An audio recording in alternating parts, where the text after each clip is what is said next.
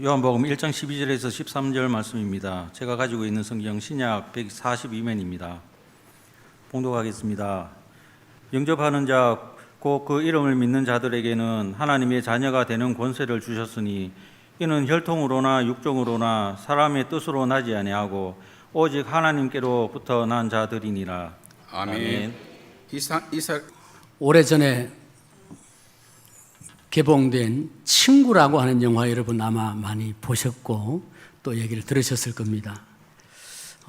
그 친구에서 나온 유행어가 하나 있죠. 너희 아버지 뭐 하시노?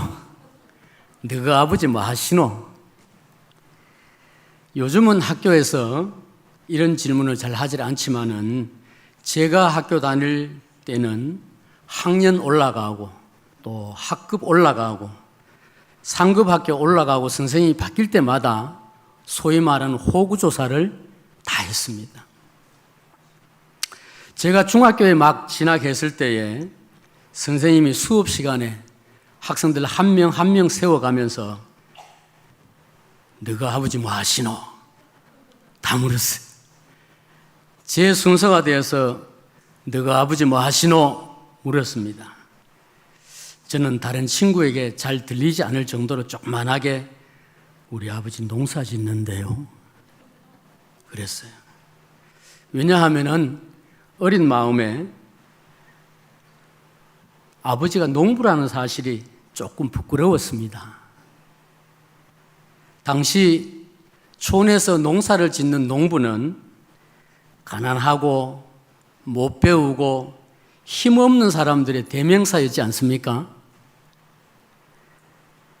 제 옆자리에 앉은 친구 차례가 되었습니다. 너가 아버지는 뭐 하시노? 그러자 그 친구는 자신만만하게 우리 아버지 선생님인데요.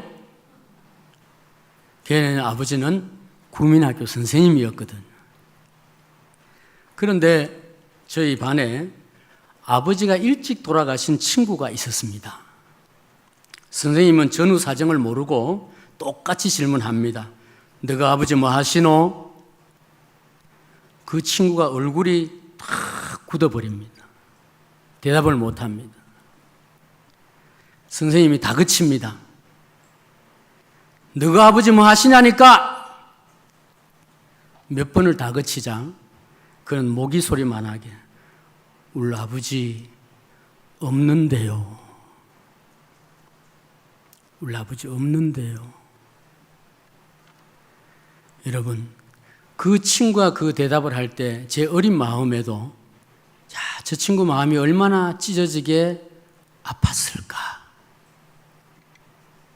나는 농사 짓는 농부 아버지라도 있었지만 그 친구 아버지는 아들이 초등학교 2학년 때 폐병으로 돌아가신 걸 제가 알거든요. 어린애 시절은 그렇게 가슴 아픈 친구들이 참 많았던 것 같아요. 여러분, 오늘 한번 우리가 잠시 타임머신을 타고 어린 시절로 한번 돌아가 봅시다. 그 시절 선생님이 여러분에게 묻습니다. 너가 아버지 뭐 하시노?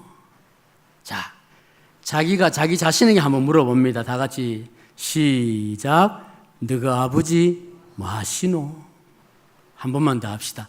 너가 아버지 뭐 하시노? 여러분 어떻게 대답했습니까?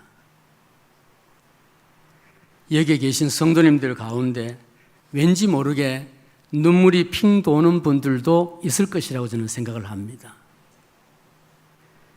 어떤 사람은 어린 시절 이런 아픔이 컴플렉스가 되어서 일생 동안 주눅들어 살기도 하고 누군가를 원망하며 살기도 합니다. 어떤 사람은 이것 때문에 늘 두려움에 사로잡혀서 무엇을 시도하기가 어려운 그런 사람으로 살아가기도 합니다. 우리 안에는 비단 부모님 문제가 아니더라도 여러 가지 이유로 인해서 인생을 성공적이고 행복하게 살아가는데 방해를 받는 그런 약점들을 가지고 있는 분들이 참 많습니다. 저 역시 마찬가지죠. 그러나 여러분이 지금까지 어떻게 살아오셨든 간에 또 지금 상황이 어떻든 상관없이 전혀 새로운 멋진 인생, 행복한 인생, 능력 있는 인생을 살아갈 수 있는 방법이 있습니다. 그 방법을 여러분 혹시 알고 계십니까? 딱 한 가지 방법밖에 없어요. 따라합시다. 아버지를 바꾸자. 아버지를 바꾸면 돼. 능력 없는 아버지 말고 무슨 뚱딴지 같은 소리 하냐. 세상에 부모를 선택해서 태어나는 자식이 없잖아요. 그런데 바꿀 수가 있습니다. 이건 제 말이 아니고 성경에서 하나님이 말씀하십니다. 우리는 능력 있는 아버지, 힘 있는 아버지, 소위 말하는 경제력이 빵빵한 아버지, 자식에게 상처 주지 않는 아버지, 완전하신 아버지, 자식을 너무나 사랑하는 아버지, 그리고 우리 곁에서 일찍 떠나가는 아버지가 아니라 영원토록 나와 함께 하시면서 나를 도와주고 나의 필요를 채워주시고 나를 돌봐주실 아버지를 선택할 수가 있습니다. 그런 아버지가 세상에 어디 있습니까? 세상에 좋은 아버지 다 찾아봐도 그런 완벽한 아버지는 없지 않습니까? 그런데 그런 아버지가 있단 말이죠. 그것을 오늘 성경 말씀에서 우리에게 가르쳐주고 있습니다. 자, 우리가 바꿀 수 있는 아버지 딱 한 분밖에 없어요. 누굽니까? 하나님 아버지. 하나님 아버지. 아버지가 없는 사람은 하나님 아버지를 만나면 되고, 아버지가 있는데도 채워지지 않는 사람은 아버지를 하나님 아버지로 바꾸면 되고, 해결하는 방법이 그것입니다. 저는 자녀를 키우면서 매일 아침마다 기도를 해 주었습니다. 그리고는 항상 말했습니다. 아빠는 너희에게 해줄 수 있는 것이 아주 작은 것들밖에 없어. 그러나 너희에게 모든 것을 다 해줄 수 있는 아빠가 있어. 이 아빠는 아주 짧은 시간 너희와 함께 있을 뿐이야. 그러나 내가 너에게 소개해주는 그 아빠는 영원토록 너희와 함께 하시면서 항상 돌봐주실 거야. 그분이 바로 하나님 아빠야. 기억해. 진짜 아빠는 하나님 아빠밖에 없어. 저는 이렇게 이야기를 하면서 요한복음 1장 12절 말씀을 읽어주면서 그 하나님 아빠를 너의 아빠로 만드는 방법을 가르쳐 주었습니다. 본문 12절 같이 한번 다시 볼까요? 12절 말씀 함께 읽습니다. 시작. 영접하는 자, 곧 그 이름을 믿는 자들에게는 하나님의 자녀가 되는 권세를 주셨으니 아멘. 어떤 자들에게 하나님의 자녀가 되는 권세를 주신다고요? 영접하는 자, 곧 그 이름을 믿는 자. 그 이름이 누구입니까? 그렇죠. 사도 요한은 오늘 요한복음 1장 1절에서부터 18절까지 해서 성육신하신 하나님의 아들 예수 그리스도를 증언하고 있습니다. 그분은 태초부터 성부 하나님과 함께 계셨던 분이고 하나님과 함께 천지 만물을 창조하신 분이고 그는 생명이요 사람들의 빛이라고 소개를 합니다. 그런 그가 자기 땅에 왔는데 세상이 그를 영접하지 아니하였습니다. 그를 알아보지 못하고 배척했습니다. 심지어 그를 십자가에 매달아 죽였습니다. 그러나 그는 자신이 십자가에서 흘리신 그 보혈로 온 인류의 죄를 씻어주셨고 사흘 만에 부활하셨습니다. 세상은 그를 알아보지 못하고 영접하지 않았습니다. 그러나 그를 영접하는 자들에게는 하나님의 자녀가 되는 권세를 주셨다고 했습니다. 여러분, 영접한다는 것은 그분을 나의 구주로 인정하고 모셔드린다는 것이며 그것의 다른 표현이 그 뒤에 따라 나오죠. 믿는다. 영접한다는 말과 믿는다는 말은 같은 의미의 다른 표현입니다.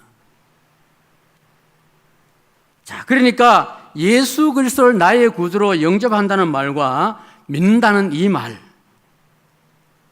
여러분은 예수 그리스도를 여러분의 구주로 영접하셨습니까?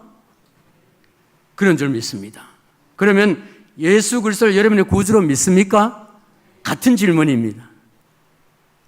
역시 그럴 것입니다. 그런데 우리가 예수님을 영접하고 믿는다고 하는 것은 크게 두 가지 의미가 있어요. 믿는다고 하는 게.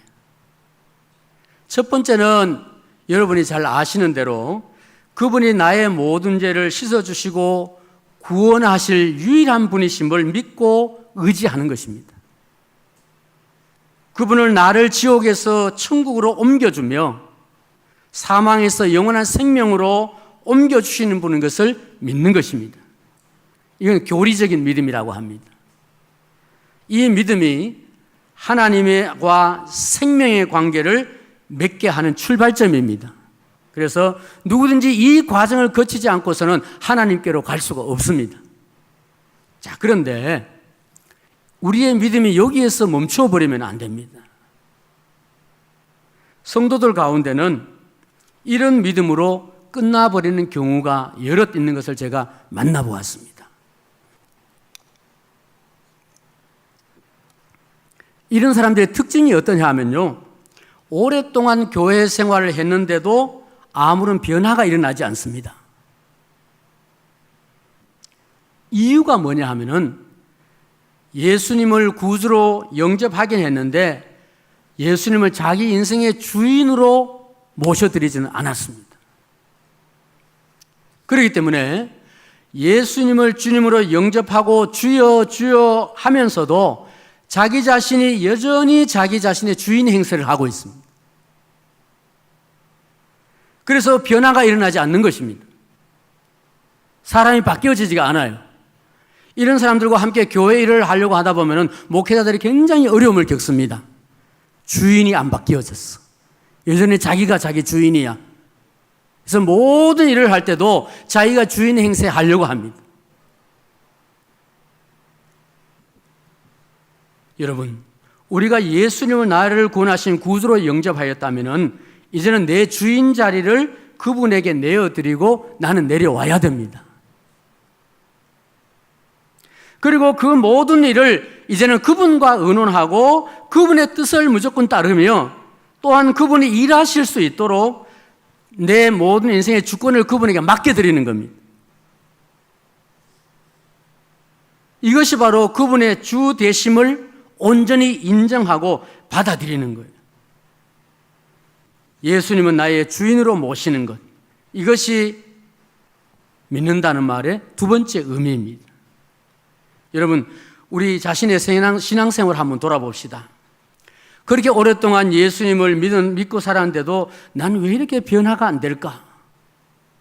남 탓하기 이전에 내 자신을 한번 보자고요. 나 왜 이렇게 믿음이 성장하지도 아니하고 나는 이렇게 변하지 아니할까? 나는 왜 이렇게 자꾸 말썽을 일으킬까? 나는 왜 아직도 주님의 성품을 닮아가지 못할까? 내가 갈고 닦은 모든 지식과 지혜를 총동원하여서 계획을 세우고 젖먹은 힘까지 다해서 밤낮으로 땀 흘리며 일하고 수고하는데도 왜 열매가 없을까? 그 이유가 이것입니다. 내가 예수 그리스도를 나의 구주로 영접했지만은 내 인생의 주인 자리는 여전히 내가 차지하고 있기 때문에 그래요. 사람이 마음으로 자기의 길을 계획할지라도 그 걸음을 인도하시는 이는 여호와시니라 그랬죠. 하나님이 인도해 주셔야 됩니다. 너의 행사를 여호와께 맡기라. 그리하면 그가 이루시고 내가 경영하는 것이 이루리라. 하나님의 말씀입니다. 여러분, 하나님은 질서의 하나님이라고 성경이 말합니다. 그렇기 때문에 나에게서 주인 자리를 절대로 강제로 뺏지 않습니다. 내가 내어드려야만 돼요. 요한계시록도 보십시오. 볼지어다 내가 문 밖에 서서 두드리노니 누구든지 문을 열면 내가 그에게로 들어가서 그는 나와 더불어 먹고 나는 그와 더불어 먹으리라 말씀하지 않습니까? 내가 문을 여는 것처럼 내가 주인 자리를 주님께로 넘겨드려야만 돼요. 난 내려와야 됩니다. 자, 그럴 때 그분이 일하시기 시작하는 거예요. 나를 통해서.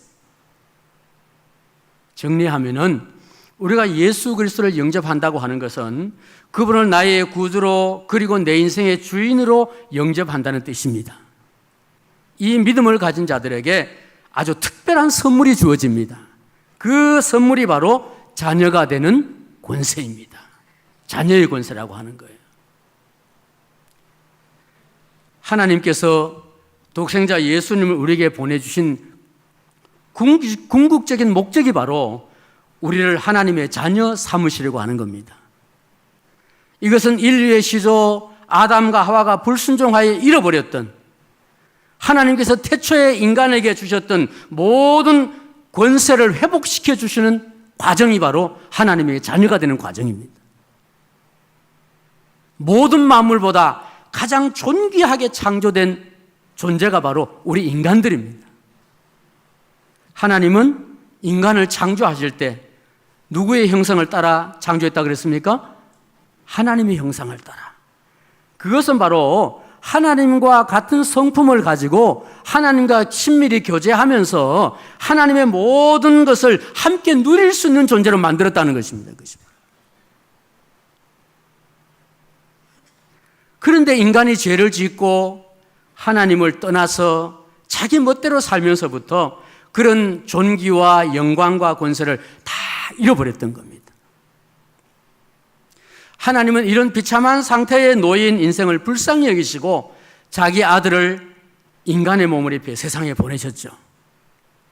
그에게 우리의 모든 죄값을 대신 짊어지게 하시고 십자가에 매달아 죽게 하셨습니다. 속죄의 제물이 되게 하셨습니다. 그 은혜로 우리가 죄사함과 영생을 얻었습니다. 그 은혜를 이 땅에 사는 동안에도 그리고 장차 저 천국에 들어가서도 영원히 누릴 수 있도록 하는 것이 바로 믿는 자들에게 주어진 자녀의 권세라는 겁니다. 미국의 석유왕 록펠러의 일화입니다. 그는 당대 최고의 부자였고 최고의 기부자였습니다. 그런 그가 어느 날 한 호텔에 나타났습니다. 호텔 지배인이 깜짝 놀라면서 아이고 회장님 하면서 정중히 맞이합니다. 그런데 뜻밖에도 록펠러가 이렇게 말했습니다. 이 호텔에서 제일 싼 방을 나에게 하나 주시오 그랬습니다.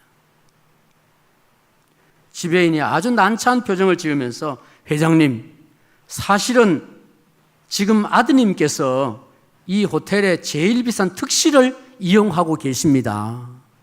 같은 급으로 해야 되지 않겠습니까? 라고 회장에게 얘기를 했습니다. 그래요? 내 아들이 사용하는 방이 하루에 얼마입니까? 5,000달러입니다. 가장 싼 방은 33달러이고요.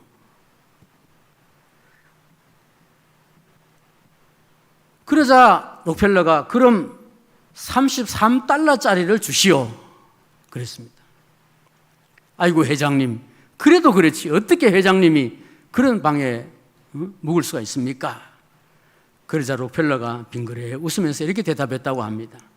허허 신경 쓰지 마세요. 내 아들이야 세계 최고 갑부의 아버지를 두었으니 비싼 방을 잡는 게 당연하지요. 하지만 나야 가난뱅이 아버지를 두었으니 33달러짜리도 과분하지요 그랬답니다. 여러분 이게 자녀의 권세입니다. 그러나 이런 경제적인 권세는 우리가 하나님의 자녀로서 누리는 것 가운데 아주 작은 것에 불과합니다. 성경은 이렇게 말합니다. 자녀이면 또한 상속자 곧 하나님의 상속자요 그리스도와 함께 한 상속자니 그랬습니다. 상속자. 여러분 상속이란 말의 의미를 아시죠? 자녀는 아무 공로가 없어도 부모님의 모든 재산과 모든 것들을 상속받을 권리가 있습니다. 법적으로. 법에서도 그거는 정해져 있습니다.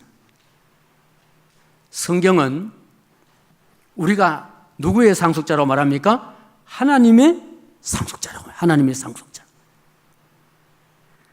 우리가 하나님의 자녀가 된 그때부터 하나님의 영광과 존귀, 하늘나라 아버지 집에 있는 모든 것들을 내 것으로 누릴 권세가 주어졌다고 하는 말씀이에요.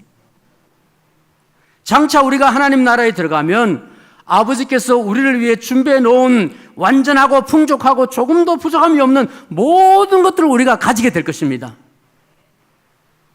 천국이 아버지 것이니 천국은 내 겁니다. 왜? 내 거도 내 거, 아버지 것도 내 거. 좀 욕심쟁이 같지만 따라합시다. 아버지 것도 내 거, 내 거도 내 거. 이게 우리가 받은 상속입니다. 하나님 아버지의 상속자. 하나님의 자녀가 받는 상속입니다. 지금은 우리가 그것을 약속으로 받아놓은 상태입니다. 때가 되면 우리에게 주어질 것입니다. 하나님은 거짓말하지 않는 거 믿으시죠? 하나님은 실언하지도 않으십니다. 하나님의 약속은 그 자체대로 행위입니다, 바로. 그러면 우리가 그 나라에 들어가기 전에는 자녀로서 누리는 권세가 없는 건가요? 아닙니다. 만일 그렇다면은 자녀의 권세가 너무나 허무맹랑한 것에 불과합니다. 우리가 이 땅에 사는 동안에 누릴 수 있는 확실한 자녀의 권세가 바로 뭐냐? 첫 번째가 내가 필요한 것을 아버지께 달라고 구할 수 있는 특권입니다, 바로. 우리는 그걸 일반적으로 기도라고 말하죠. 뭐든지 구할 수 있는 권세. 자녀의 특권, 실제 이 세상에서 써먹을 수 있는 권세입니다. 요한일서 5장 14절에 그를 향하여 우리의 가진 바 담대한 것이 이것이니 그의 뜻대로 무엇인지 구하면 들으심이라 그랬죠. 예수님께서는 하나님의 자녀된 자들에게 너희가 내 이름으로 무엇인지 구하면 내가 시행하리라 그러셨고, 이것을 잘 믿지 못하는 자들에게 예수님 다시 강조합니다. 너희가 악한 자라도 자식에게 좋은 것을 줄 줄 알거든 하물며 하늘에 계신 너희 아버지께서 너희에게 좋은 것으로 주시지 아니하겠느냐. 믿으시죠? 그렇습니다, 여러분. 생각해 보십시오. 저는 생각해 보니까 그렇게 좋은 아버지가 아닌 것 같아. 또 일단 능력이 없어. 저는 목사로 평생 살다 보니까 이것도 없어. 세상 권력도 없어. 이준열 목사님도 마찬가지야. 저쪽 교회에서 고생하다 와가지고 여기 와서 또 고생해. 내가 알기로. 아시죠, 여러분? 우리 목사는 그렇습니다. 자, 그러니 자녀한테 줄 게 별로 없어요. 좋다 소리 별로 듣기 어렵습니다. 그렇게 선하지도 못해요, 저는 생각해 보니까. 그런데도 저는 내 자식에게만큼은 좋은 것 중에 최고로 주고 싶습니다. 이것이 아비의 마음입니다. 다만 능력이 못 돼서 못 해주는 것을 안타까워하고 있을 뿐입니다. 세상의 모든 부모가 같은 마음이 아닙니까? 자, 여러분, 우리는 예수 그리스도를 믿음으로써 자녀의 권세를 얻었습니다. 하나님이 우리 아버지입니다. 하나님 아버지는 우리에게 좋은 것 주고 싶어 합니다. 이왕이면 가장 좋은 것을 주고 싶어 합니다. 최고 좋은 것 주고 싶어요. 나는 아버지라도 능력이 부족해서 자식에게 다 못해주지만은 하나님 아버지는 못하시는 게 없어요. 모르는 것도 없고 물어보면 다 알아요. 저는 물어보면 모르는 게 너무 많아요. 하나님은 능력이 한이 없으십니다. 예? 우리가 장차 천국에 들어가면은 내가 세상에 있을 동안에 하나님 아버지께 구하지 않아서 받지 못한 것이 천국 창고에 한가득 쌓여 있는 것을 보고 크게 후회할 것이라고 어떤 분이 이야기합니다. 여러분도 그런 후회하지 않기를 바랍니다. 이 자녀의 권세 중에 가장 확실하게 써먹을 수 있는 것이 바로 구하여 받을 수 있는 은혜라는 겁니다. 오늘 성경에 우리가 그냥 하나님의 자녀가 되었다라고 말하지 아니하고 자녀가 되는 권세를 주셨으니 그랬죠. 권세를 주셨다, 권세를. 저는 이 말은 제가 하면 안동건가거든. 제 한문으로 보면 건자가 무슨 건자요? 권세 건자거든. 저는 이 말을 그래서 생생 안 잊어먹습니다, 이거는. 권세 건자.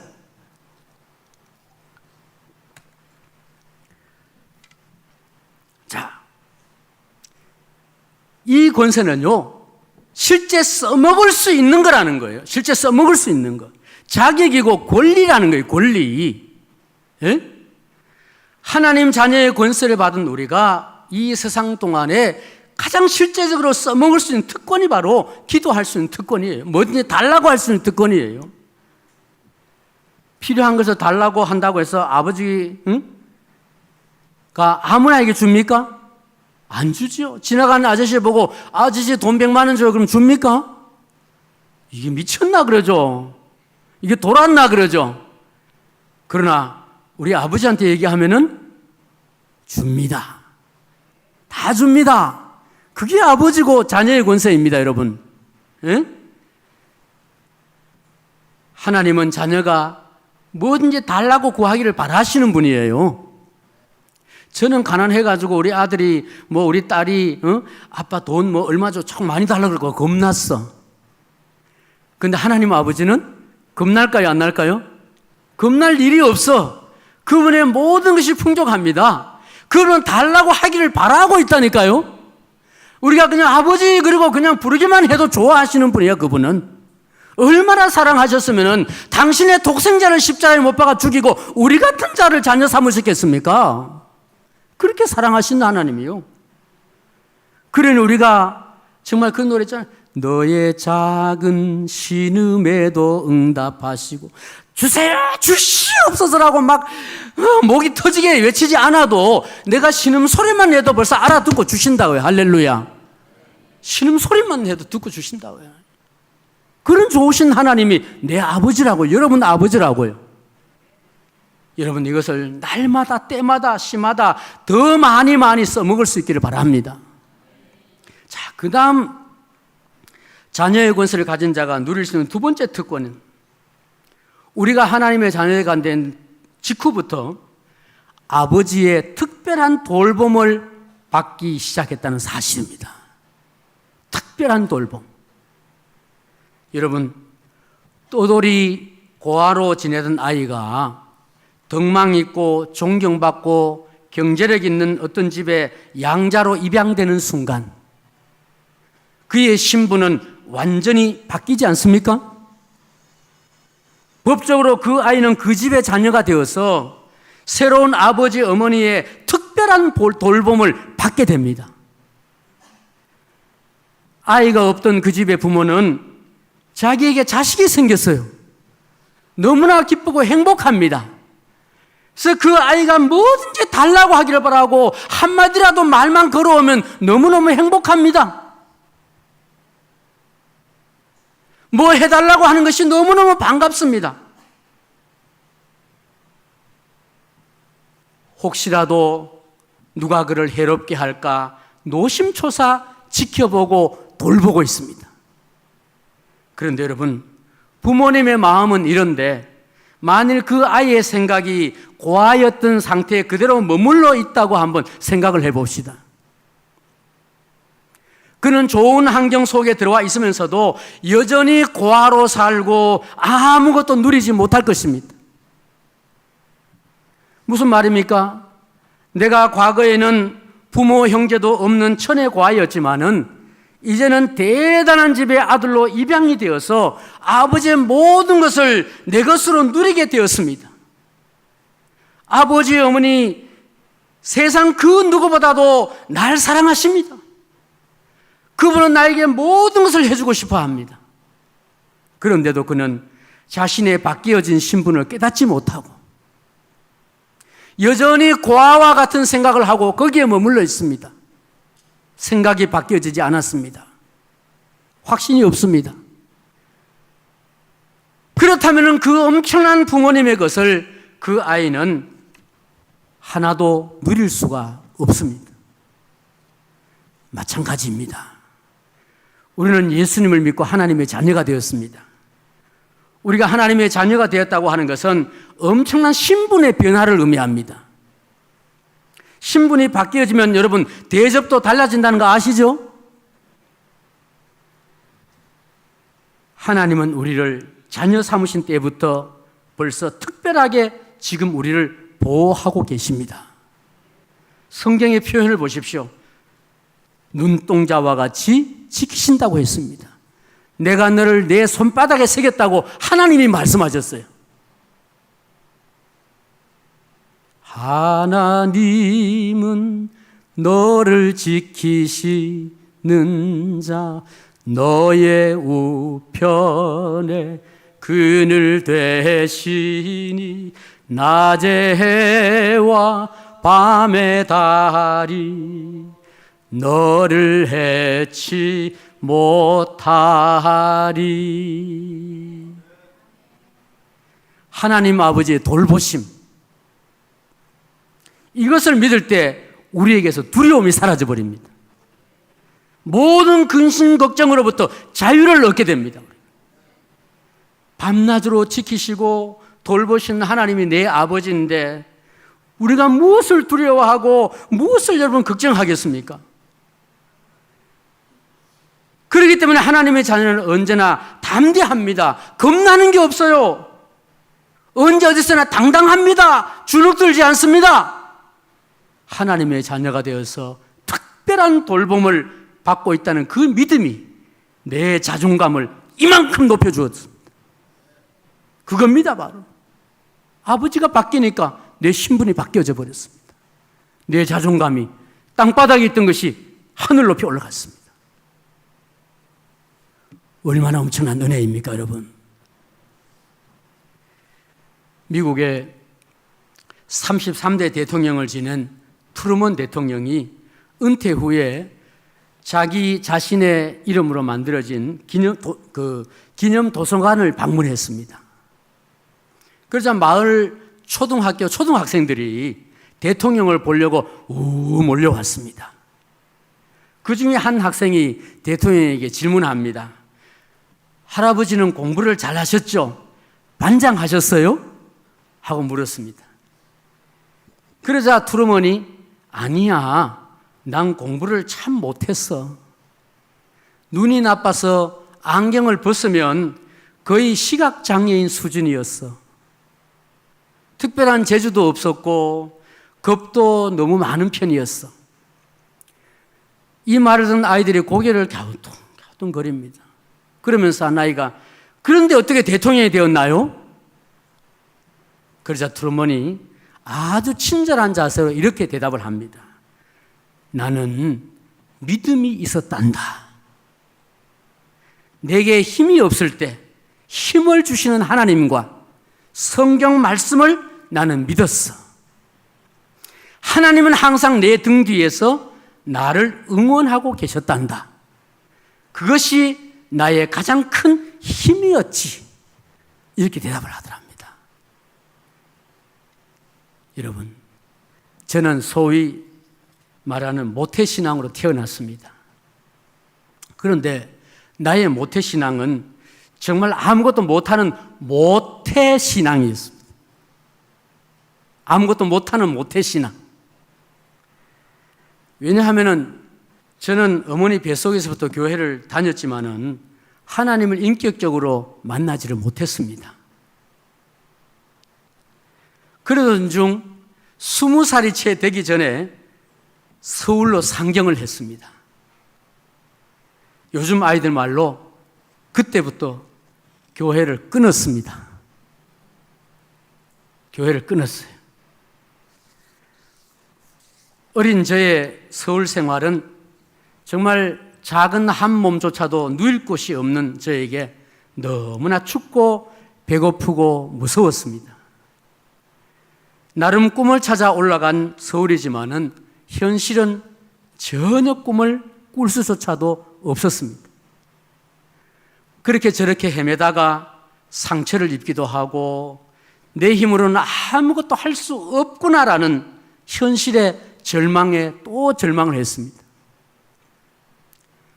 그렇게 교회를 떠나서 아무 의미 없이 방황하던 그때 하나님이 다시 부르시는 음성이 들렸습니다. 가까운 지인이 저에게 다시 전도를 해왔습니다. 나는 그에게 이끌려서 교회에 출석했고 그날 목사님 말씀을 통하여서 처음으로 하나님이 정말 계시는구나. 하나님이 나를 부르시는구나. 깨닫고 예수님을 나의 구주로 영접을 했습니다. 인격적으로. 그리고 다시 신앙생활을 시작했습니다. 교회에 다시 발을 내디딘 날 밤에 잠을 자다가 연탄가스 취해가지고, 그때는 전부 연탄 때였거든. 연탄가스 취해가지고 완전히 그냥 죽을 뻔하다가 꿈에 예수님을 만나고 깨어났어요, 제가. 새벽 3시에. 그래가지고 딱 일어나니까 그냥 사람이 막 넘어지는 거예요, 완전히. 와. 어쨌든 꿈에 예수님 만나가지고 그 음성을 듣고는요, 제가 깨어나가지고 그렇게 목숨을 건졌어요. 그때부터 주일은 말할 것도 없고 수요일 저녁에 철야기도, 새신자 성경 공부 등등 하나님의 말씀을 들을 수 있는 곳이라면 어디든지 찾아갔습니다. 그리고 금식기도원에 들어가서 생전 처음으로 3일 금식기도를 했습니다. 배고파서 죽는 줄 알았지만은 거기에서 제가 하나님 말씀을 듣고 전심으로 회개하고 뜨거운 성령 체험을 하면서 내가 하나님의 자녀로 거듭난 것을 확실히 알게 되었습니다. 그 후부터 우리 아이가 달라진 게 아니고 내가 달라졌습니다. 내가 달라졌어요. 내가 살고 있는 환경은 그대로 여전한데 내 속사람이 달라졌어요. 그때 꿈을 꾸게 되었습니다. 내가 무엇을 위해 살아야겠다는 분명한 꿈이 내게 보이기 시작했습니다. 하나님을 만나고 나니까. 그리고 과거에는요, 나는 아무 능력도 없고 배운 것도 없고 아무도 날 도와줄 사람도 없고 소망도 없는 자라고 생각했는데 이제는 할 수 있다는 용기가 내 안에서 솟아나는 것을 제가 경험을 하게 되었습니다.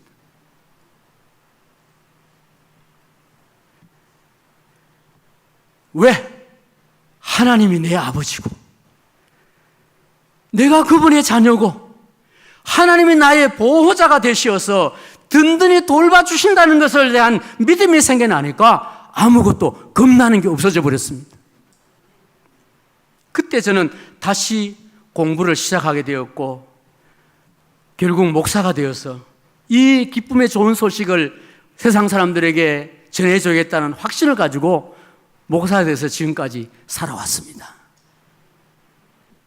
지금도 저는 기도하다가요, 하나님의 아버지라는 사실이 너무 좋아가지고 눈물이 핑 돌 때가 있어요. 저는 하나님이 내 아버지라는 사실이 최고 좋아요. 생각만 해도 너무 좋아요. 가슴이 막 떨리고 눈물이 막 나요. 저는 하나님 우리 아버지, 내 아버지다. 우리 아버지도 아니고 내 아버지. 나를 낳아준 아버지는 능력이 안 돼가지고 못 해줬지만은 하나님 아버지가 다 해주신다 이거요. 걱정되면 기도하고 없으면 달라고 하면 되고 두려울 때는 의지하기만 하면 되니까 여러분 제가 뭐가 두렵겠습니까? 뭘 걱정하겠습니까 제가? 그러니 교회 이름도 행복한 교회 아닙니까? 그래서 행복한 교회 이름을 지었어요. 예수 믿으면 행복해진다. 예수 믿으면 행복해집니다. 여러분 자녀의 권세는요 이론이나 지식이 아닙니다. 이건 현실이고 매일매일 실제 삶이요 체험입니다. 여러분이 하나님의 자녀가 되었다면 자녀의 권세를 지금보다 100배나 더 많이 사용하시길 바랍니다. 많이 사용할수록 많이 누리고 많이 하나님을 알수록 많이 사랑하게 되어 있고 하나님의 모든 걸 많이 누릴수록 하나님을 더 섬기고 사랑하고 충성하게 되어 있습니다. 많이 사용할수록 멋진 인생, 많이 사용할수록 행복한 인생을 살아가게 되는 것입니다. 오늘 장학위원회 헌신 예배를 우리가 드리고 있는데 교회에서 물론 장학위원회는 다음 세대를 장학금으로 많이 지원해야 됩니다. 다음 세대 지금 굉장히 전도하기 어렵잖아요.